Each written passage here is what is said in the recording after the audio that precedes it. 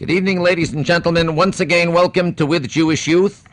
And I am certainly happy that you enjoyed last night's program. And I think you're going to enjoy tonight's program even more than you did last night's. And you'll soon listen and hear why. But at the very outset, let me say to you, my dear friends, that we are now in the process of taking on some help for our 4 camps that we sponsor. You know that the National Committee for Furtherance of Jewish Education sponsors a Tiny Tots camp for little girls, a brand new camp in Greenfield Park, ages 4 to 8, a second camp in Greenfield Park under the name of Camp Amuna for girls ages 8 to 16, a third camp for young adult women, and this is from 18 to 20 some odd years, and also a camp for young college men, which is called Camp Shalom in Ferndale, New York. We are now recruiting cooks, chefs, help in the kitchen, staff, counselors, junior counselors, waitresses, and so on. Those of you who are listening to my program, if you are interested in applying for any of these positions, you ought to write to us. Write to Camp Amuna, 824 Eastern Parkway, Brooklyn, New York. The telephone number is 778-4600, 778-4600. Also, if you want to register your children, you can get the literature on all these different camps free of charge for your school or for your groups or for your own family by telephoning 778-4600 or by writing to Camp Amuna. Tell us about your children. If you are in need of a scholarship, we will be very happy to help you with a scholarship. If you are on welfare, we take welfare children too, but you must get your applications in early. So, ladies and gentlemen, this is another service to the Jewish community provided by the National Committee for Furtherance of Jewish Education. And you know what? We're happy to do it for you. If we can help you, this is our business. And we only hope that the program will be a reciprocal one, whereby you people will take the same attitude to us, to try to help us when you have the ability and the possibility to be of help. My dear friends, all along these many, many weeks that With Jewish Youth has been on radio station WEVD, we concentrated heavily on education, we concentrated heavily on identity, on the problems of assimilation, intermarriage, and so on. Tonight we speak about safety, the safety of the Jew in New York especially. I have invited as my special guest Rabbi Jacob Goldstein, who is the special assistant to the director of the Neighborhood Actions program known as NAP. He is also a member of the United States Department of Justice Crisis and Action Panel. He is the police community liaison officer affecting the Jewish community. He has served as night mayor, and he has recently been appointed as the Jewish chaplain for the New York State Police. Rabbi Goldstein, welcome to With Jewish Youth. It's a pleasure to have you on our program, and I'm sure that our radio audience have all ears to hear what we're going to be talking about tonight.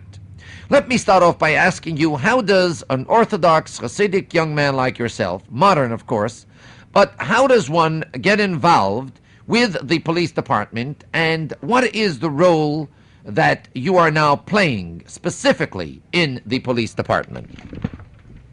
Well, Rabbi Hecht, first of all, thanks a lot for having me aboard tonight. I like that comment, modern. I don't know exactly what you mean in that respect, but I'll take it for what it's worth. Going back to your question, how my involvement came about and where did I come into the picture? Well, it goes back, I'm not that old, so I can't really say it goes back that a long time ago, or else, well, then I'd be really small. However, yet, prior to coming on to my job as a special assistant to Mayor's Neighborhood Action Program, I had always been wanted to be involved between the community and police department. Something fascinated me there, and I just can't put my hands on it. And eventually, what started out to be a nice friendship with perhaps a patrolman or a sergeant, or maybe several patrolmen, several sergeant, mushroomed to something that, after a while, they would call on me if they had a little specific problem in my neighborhood. And of course, it eventually ended up that it was more than just one problem. It became many problems. And a little over, close to 3 years ago, I was appointed to this job as a special assistant to the program and to the director of the program, who incidentally, I don't know if it's fair to give him a plug, but his name is Rabbi Samuel Schrag, and many of us know him as the person who started the Maccabees and happens to have been a very, very good leader for programs and for things that would help affect the Jewish community. And of course now I'm in a much larger role affecting perhaps not only my community, which I take a special interest in, but other communities throughout the city, both Jewish and non-Jewish, both black and white, or what have you. And I really take to my work. Rabbi Goldstein, could you give us a specific picture of how your work goes on? In other words, tell us, give us an example. When something happens, how do the police track you down, or when do they call on you? I mean, you're not a fellow who carries a gun, as I say, and evidently they have to call on you for community problems, is it, or in the middle of a riot? When does a man like you come in to play the role? And when do they have to come to you for counsel and guidance in the Jewish community or general community problem?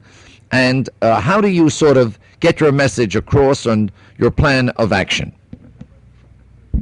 Well, Rabbi Hecht, the question is a very broad one, and you asked me, I would say several questions within one question. I'd like to just go to one of them.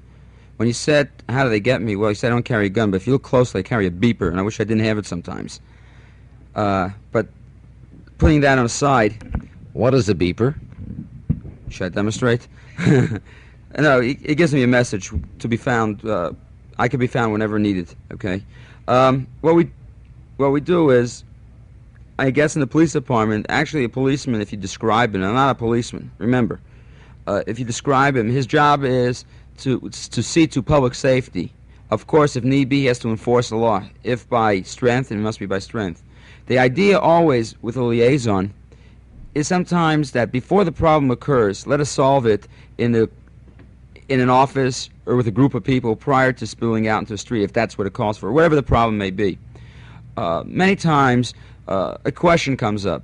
Do you know such and such a case? Someone will call me from the police department. And incidentally, in the police department itself, we have some very, very good people.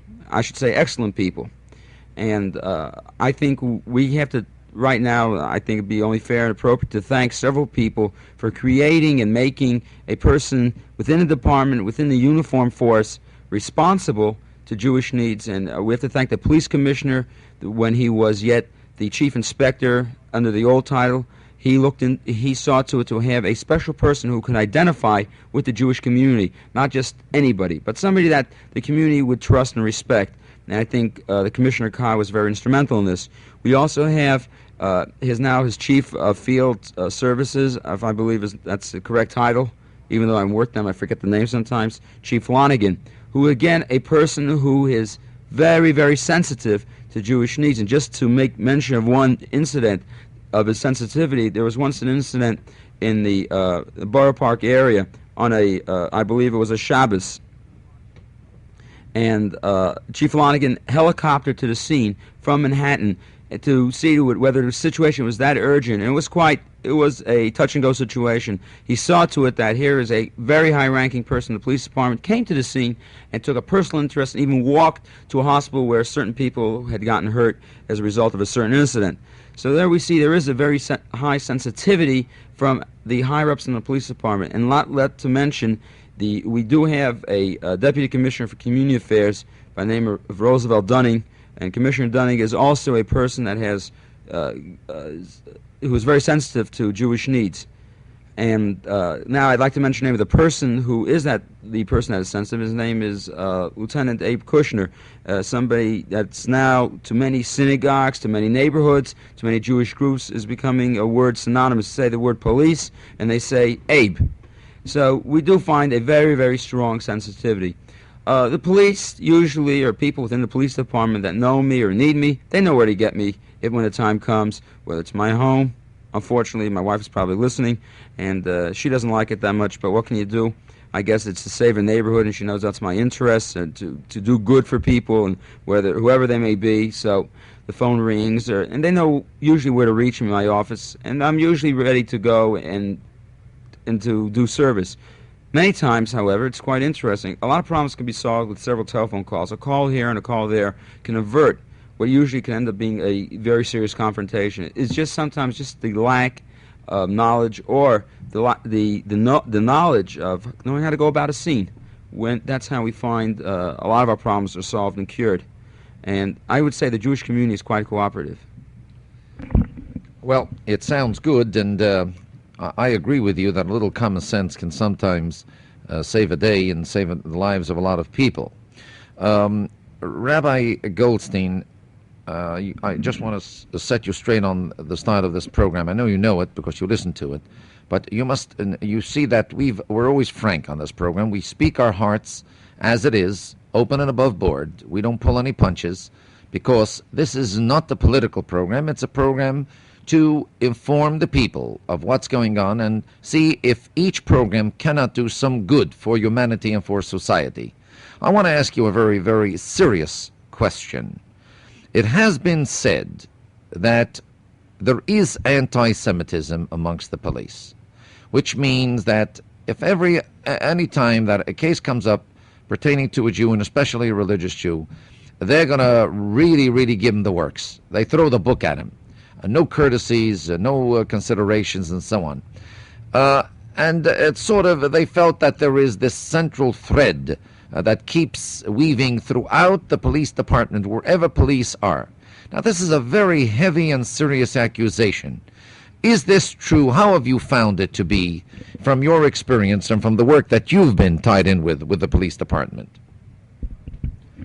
Well, Rabbi Hecht, the question is, like you say, quite a serious one, or if the charge or accusation. I'm not in a position here to either defend or accuse the police department. I can only give you from my observations and what I've seen, and actually self-being and being on the scene and working with these people to really to know the charge.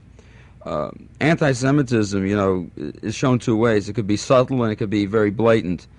To say that there isn't any anti-Semitism, shall I say, I would delude myself. But to say it's overt, I don't think that is a openly fair charge to make that it's an overt type of thing. Let me just make out a very interesting point. Years ago in the police department, again, I'm not that old, but what I know, what you read, what you hear, a patrolman was assigned 16 years, 18 years to a precinct. Not only that, but he may have had a beat for 20 years and retired on that beat, and that's where he was honored. And sometimes you see that in the newspaper, guy had a beat 20 years, and the kids and everybody come out and say, "Hi, Joe, thanks a lot, you did a great job." But what we have nowadays, we have a situation where everything moves. Our whole society is highly mobile. Everything, we go to space, we're talking about Mars, Jupiter, and the same thing is relevant to the police department. Now, sometimes we find a situation where you have patrolmen that just as they're beginning to learn the precinct and its problems and its population makeup and its ethnic background, just as he's learning it, all of a sudden, bingo, he's being transferred to a different unit, a different place, and that hurts because whether he's whatever color he is or whatever other religion or other ethnic he is, in the old days he knew better than some people how to speak Yiddish. He knew the people, he knew the holidays, the customs, he knew every storekeeper. And so then when a guy would say, "Officer, can you do me a favor, come into the store and put on my light?" he wouldn't say, "You see a blue uniform? That you take all your problems down. I mean, next thing you know, you got a big confrontation from nothing." But yet, when you explain the old guy knew that the guy, the chazan needs a favor, turn on the light. Shabbos, the guy didn't come to turn on the light. But nowadays, sometimes we run into the problem where the education or the stress isn't put on that much, and they just don't know the neighborhoods. And let me tell you, it's not just a Jewish neighborhood. If you don't know, let's say, customs of the Haitian people, you'll run into a problem because you may not know exactly what they stand for, and certain things you may look, instead of looking to them objectively, you may look at them from a different vein. And the same thing may be for other types of people, for Spanish-speaking people, Chinese people. There's a lot of problems now in Chinatown. All of a sudden, everyone said the Chinese are such good people. Why should there be problems? There are problems. There's lack of sensitivity there.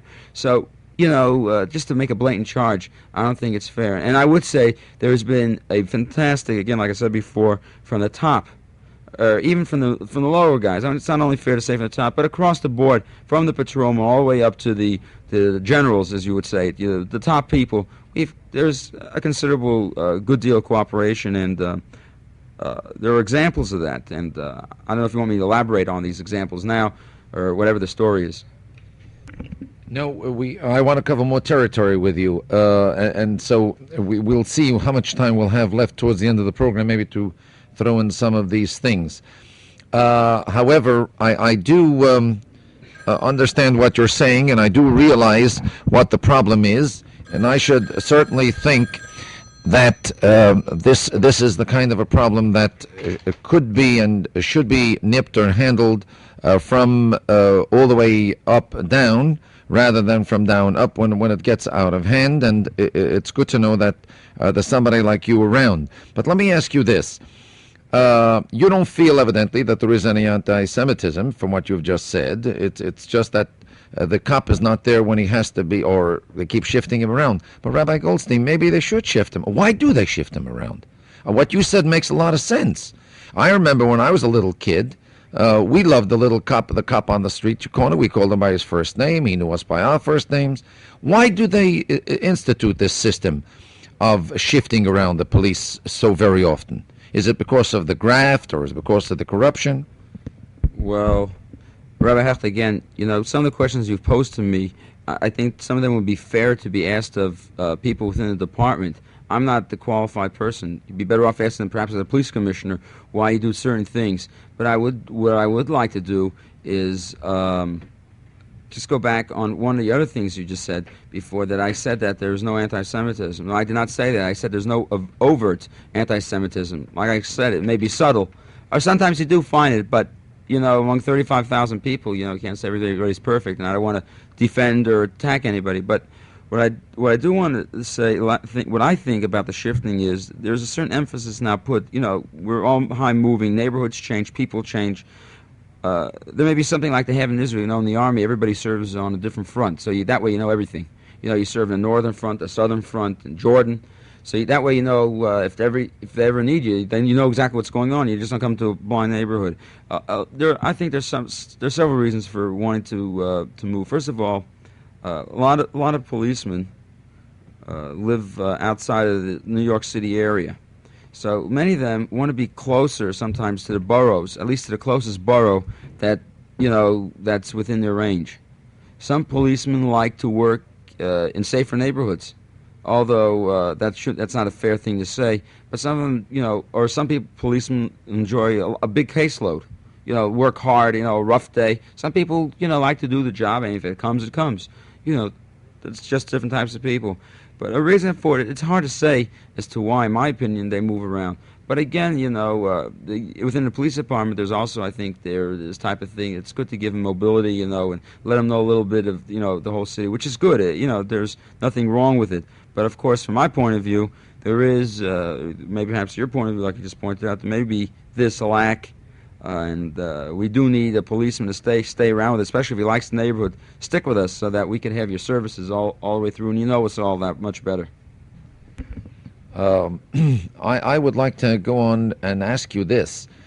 There are areas where there is some kind of a change in the ethnic percentage, and the Jews become in the minority. Now, from past experience, we find that in such areas, the Jew becomes prey or the target for the mugger. Now, is there any special protection taking place for the synagogue-going Jew, that he should not be mugged, that he should not be hurt, and that he should not find himself in one of these upsetting situations? Yeah, you have touched upon one of the situations in which I wanted to elaborate on that the police department, how well they cooperate. Just before Pesach, a meeting was held in the Chief of Field Operations in Chief Lonigan's office, in which all the big officers, all the commanding officers of all the boroughs, in other words, I'm talking about the assistant chief inspectors, the commanders of the various areas of the city, all showed up at a meeting, in which we the problems of Pesach, the people, the walking, and the need they can't ride, etc., were pointed out, and an official police department memo was sent out to all uniformed men within the department to follow, and that is special attention was given to shuls at those nights. The patrol cars, if they patrolled around the block 3 times, they would patrol an extra 2 times in areas where there were shuls that have come under constant harassment in past. Their patrol car was put there just for that night, and I know that people are going home, almost like you say, a guard service, but if need be, need be. I remember that at times when we had the situation with the synagogues, when there was a time there were fire bombings, and it was a period of time like everything else. That time the police department put patrolmen in front of every single synagogue as long as the crisis lasted, and we had to find the same thing for Pesach, and I could say that it was quite a quiet holiday. Almost, from what I understand, very few incidents, if there were any. I just didn't make my calls, but I'm sure that if there would have been anything serious, I would have heard about it. Well, let me say this, that I know in my synagogue in East Flatbush, we had the police around on the second day's Yontif, the first day's Yontif, asking us if everything is under control, if we are having any special problems and so on, which we thought was very great. The same thing happened during the High Holy Day season. Rabbi Goldstein, let me ask you another important question. I was instrumental, or at least a little helpful, when I had a delegation visit with me some time ago about recruiting Jewish policemen, minority groups. It seems that the lists opened up and people were given an opportunity to be able to enroll and become police. Now, I know that you played a very important role in this drive and in this whole recruitment program. What could you tell us about it, and do you have yet any results as far as the success of the program? In other words, did we get many Jews to enroll, to enlist as policemen, and what are their chances of getting the job? I think this is this is a very good question, and I think it's a very fair one. First of all, I like you said, helpful. I wouldn't say the most important, but I guess we all work together in this situation, where they went to all neighborhoods in the city.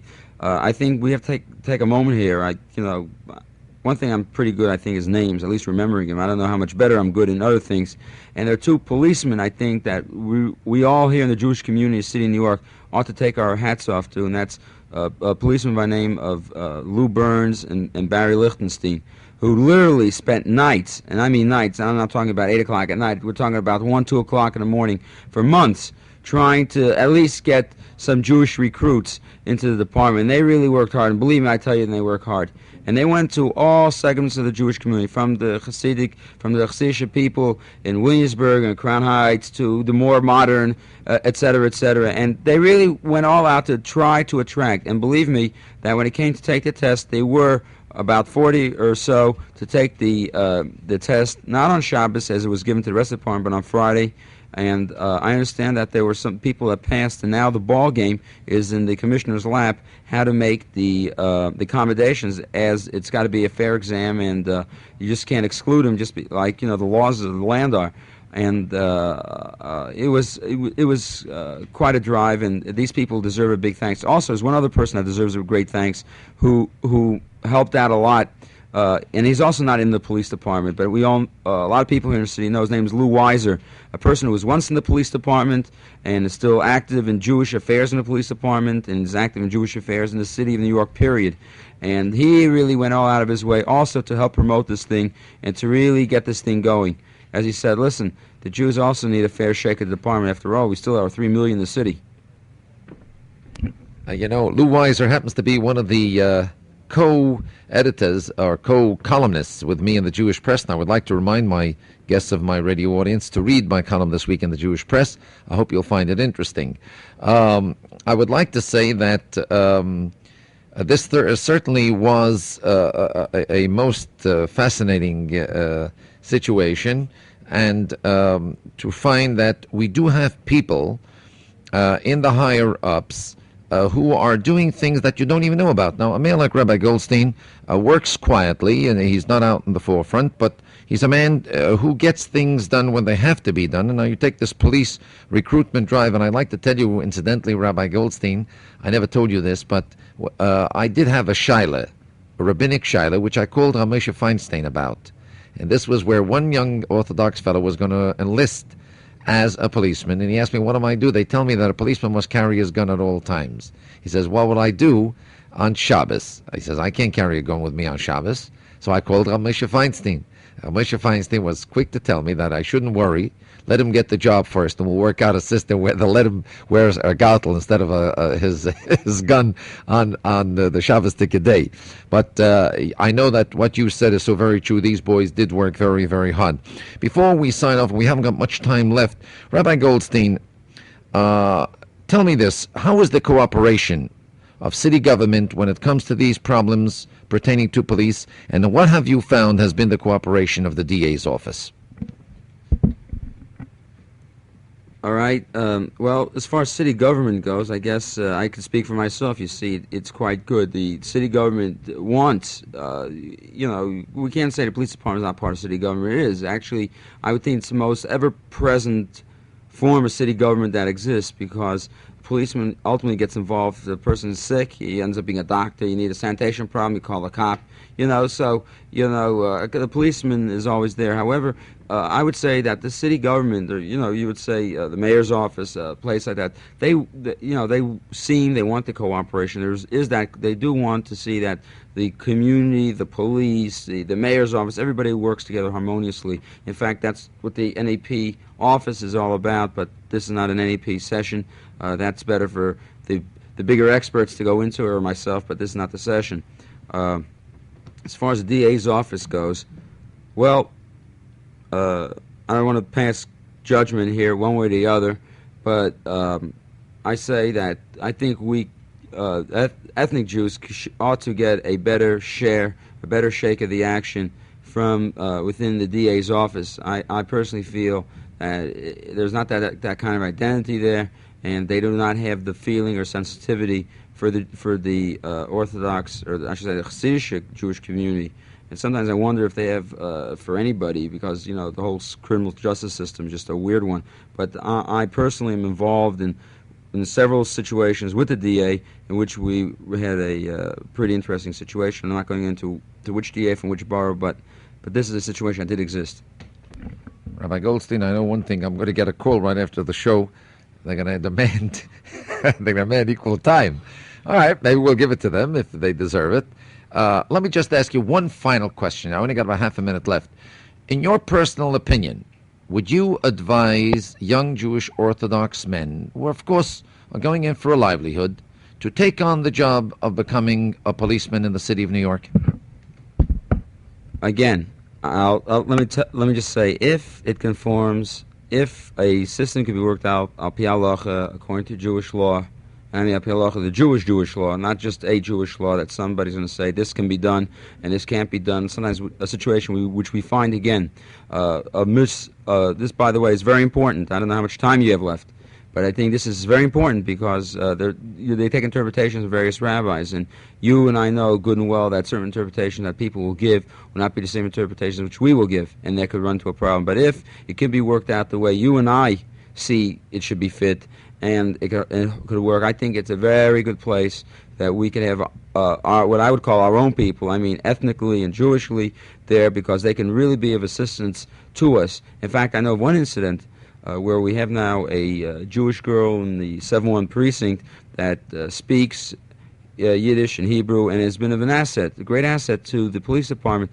within the precinct which I live in, because she can relate to like old people that they still don't speak English that well. They're 50 years in this country. You know how it is. Thank you, Rabbi Goldstein. Ladies and gentlemen, by the way, if you want to have any problems for Rabbi Goldstein, please write, do not telephone. He works for city government, and he really cannot tie up his wires. But if you will write to this station, to Rabbi Jacob Goldstein, care of Station Radio WEVD, 1700 Broadway, or to my office with Jewish Youth, 824 Eastern Parkway, Brooklyn, New York. I'm sure he'll be very happy to answer any questions that you have. Send your comments, send your help, and God bless you all until tomorrow at the same time. May God bless you.